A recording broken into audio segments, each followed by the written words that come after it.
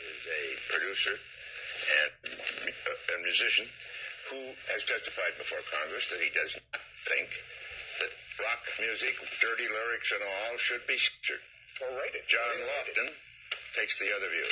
Mr. Lofton. Yes. You don't have to buy this, you know. You don't have to buy this music with dirty words. Well, I guess my concern extends beyond my own family, beyond my own children. I'm concerned about the whole society, the whole country, other people's children, other people's families. Can you control what your children are like?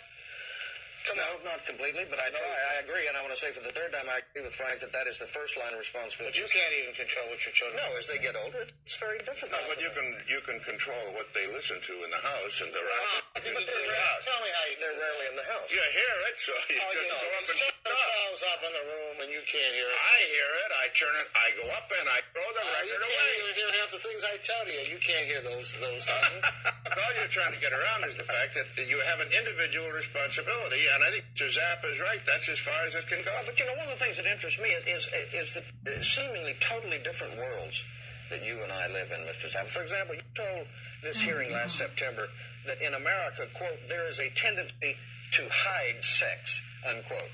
That is the most ridiculous statement I've ever heard. Sex is everywhere in America. It's on TV, radio, videos, advertising. What do you mean we hide sex in America? You do hide sex in America because given the choice between putting erotic sex into a television show or putting violence, usually it is the violence that is opted for. How about both? Putting both in? Yeah. Or you mean in combination? Well, I mean both. I mean the television is full of sex right now. It's not really sex. It's full of titillation. How about advertising? Is that full of sex? It's titillation.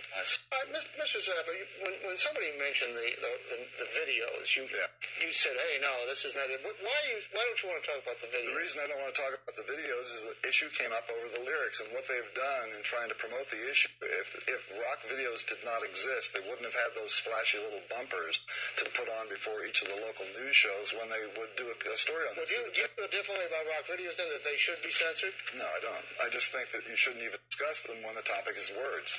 But I mean, we can discuss anything we want. Sure. But apropos of this. But you think anything goes on the rock videos just like anything goes on the lyrics? Sure. I'm told that there is a rock video that's about to come out that has a school teacher undressing in front of a student. It's out already. It's one of the ones they use for bumpers. They showed it at the Senate hearing. It's called Hot for Teacher, and the group is Van Halen. What do you think of that? I think it's amusing. Amusing that you think kids should see it? Why do you think kids should see it? Because tell me what's about a little bit. He thinks it's amusing that you might have a grade school class that is hot for teacher in a sexual way. Why is that amusing? why shouldn't it be amusing? Well, you're not smiling. You don't look too happy about the Well, why should I smile sitting here with you? Well, you can fake it. I like him better than you. What is a rough idea of what's going on here? Sure does. But, of course, I had that before I came here. What's amusing about it? That is amusing to the people who like the concept of here comes the teacher.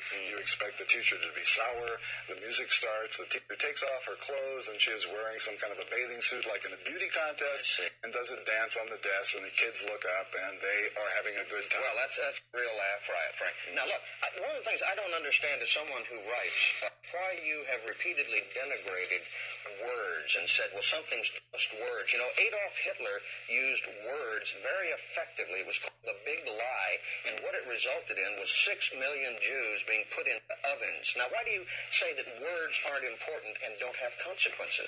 I didn't say the words weren't important. What do you mean when you say just words? This argument basically is about the 7 dirty words that the FCC complains about. And that's what it is. And I don't see any reason to keep people from hearing those syllables put together. Those are not magic words. That's not abracadabra. You're going to turn into something. They have an impact? You think? Certainly they do. And it depends on how they're used and in what context. In fact, the big one, the one that starts with the F, has maybe 15 different ways in which it can be used in language. Mr. Zappa, you were talking about the social background of the Founding Fathers, so you're a student of American sociology.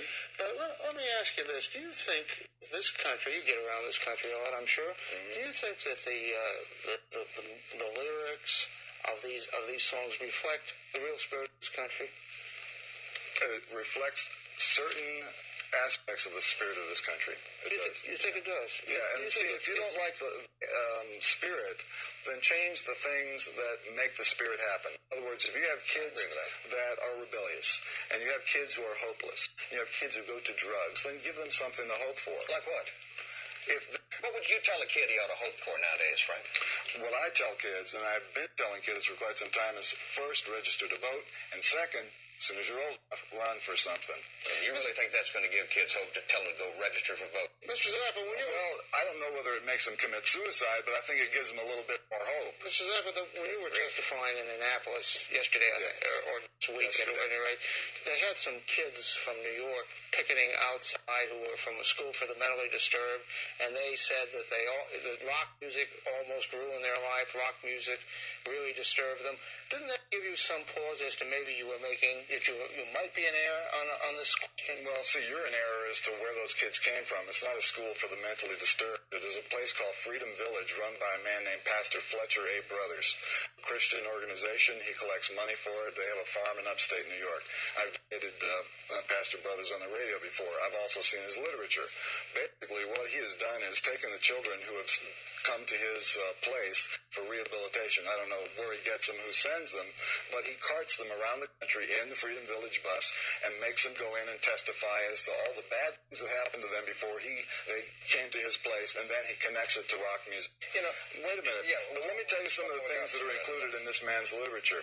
He sends out this folder, it's about this thick, that has a list of different people in rock and roll, their names, their records, and their crime against humanity, so to speak. Some of the people who are included in this list are Stevie Wonder, and his crime is that he has an album that mentions astrology. In his folder, there are 2 or 3 mentions of astrology and maybe 3 or 4 mentions of Hinduism. He cites The Who because they had a Hindu prayer on one of their albums. And I question it on the air. Let me ask you about something you said. I want to talk. Now, you've talked for a little while, okay? I think your answer about where hope is supposed to lie shows the bankruptcy of what once used to be the radical message. We have millions of kids in this country, Frank, who may be suicidal, who see no meaning in life, see no hope in life, and you're going to tell them that the hope is in registering to vote, Frank? Are you serious? Are you trying to dissuade them from registering to vote? Are you trying to dissuade those kids from running for office? Is that what you're doing? I mean, we're talking about kids who don't know the meaning of life, Frank, and you tell them to vote. That's no answer. We want to thank Mr. Zappa for being our guest on Crossfire, and John Lofton for being our guest on Crossfire. Bob and I will be back in just a minute. I find it amusing how they ended this